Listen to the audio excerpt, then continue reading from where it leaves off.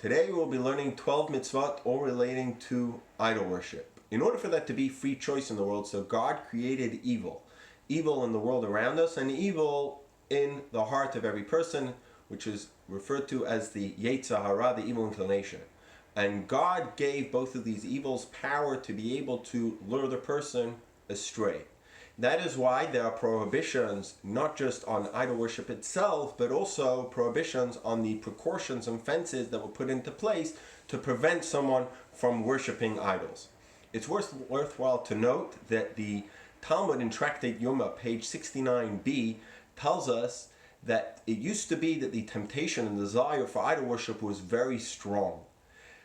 So much so, it became too much to bear. That's what caused the destruction of the temple and for many Jews to be killed. So the Anshe Knesset Hagdolah, the men of the Great Assembly, after receiving consent from on high, actually sought ways to abolish the temptation for idol worship. And it tells us of the incredible story how they were successful in doing so. And this is perhaps why many of us don't feel the temptation to go and bow down to idols. But perhaps we can, when studying these laws, we can also keep in mind more modern practical forms of idol worship. The idol of money, of love, power, honor, or the idol of having the latest car or cell phone. In Chassidus it explains that everything in this world is an expression and a manifestation of God. And if someone were to view the world as being something which is separate to God, its own entity and independent of God, then that is a form of idol worship spiritually.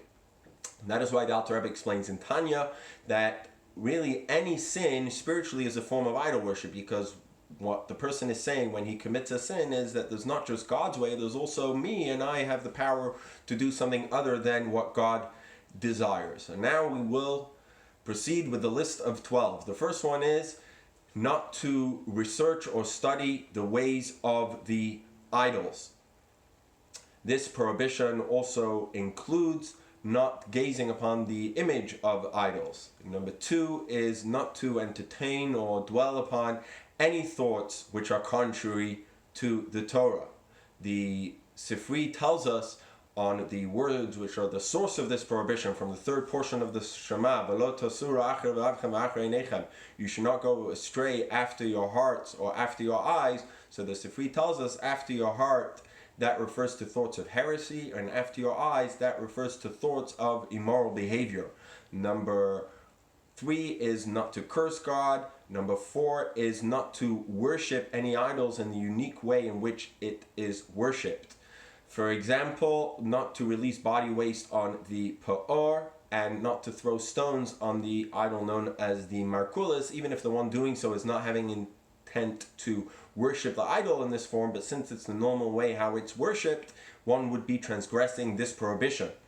Number 5 would be not to bow down to idols. The Mechilta tells us that included in this prohibition is not to worship the idol in any of the 4 ways how one worships God. Namely, not to bow down to it, not to offer sacrifice to it, to pour wine libations, and 4th, not to offer smelling incense to it. Number 6 is not to make idols, not for myself, and also not to have others make for me. Number 7 is not to make idols for others. This includes not making idols for non-Jews.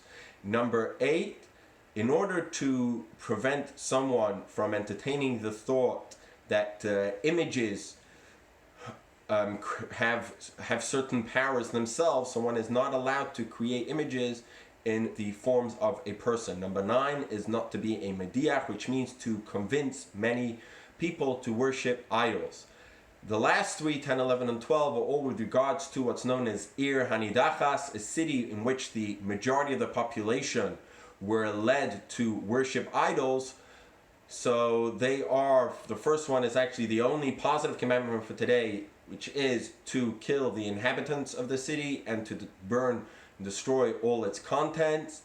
And the last 2 are not to rebuild the city and not to derive any benefit from it.